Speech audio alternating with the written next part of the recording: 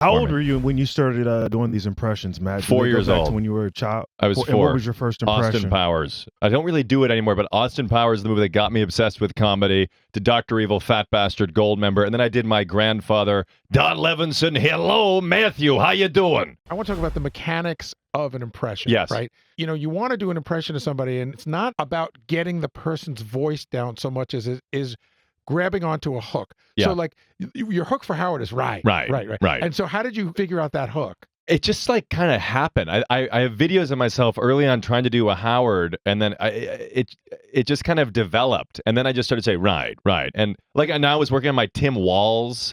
And what's the hook on him? He's just like, I can't wait to debate the guy. I got to tell, we're going to take care of business. As soon as I win this dang thing, we're going to pour a big gallon of Gatorade over Kamala's face.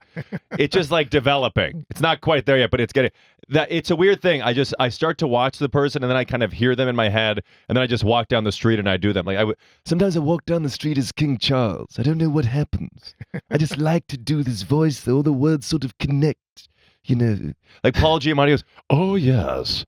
Oh, yes. It just happens. No, but it's unusual. Paul Giamatti, that's a great observation. Very well. Thank you very much. He goes, he starts out slow, and then he gets crazy. Oh, yes, indeed. It fluctuates, but it remains calm. Is there an impression that you're working on that you can't seem to get your hands on that you really want to do, but you haven't figured out how to do it yet? Shawn Mendes. So I try to keep my everything very current. There's like political, there's actors, there's musicians.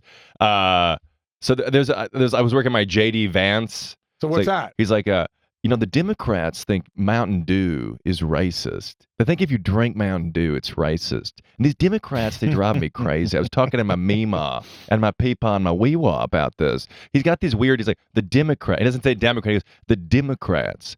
The Senate, not the Senate, the Senate.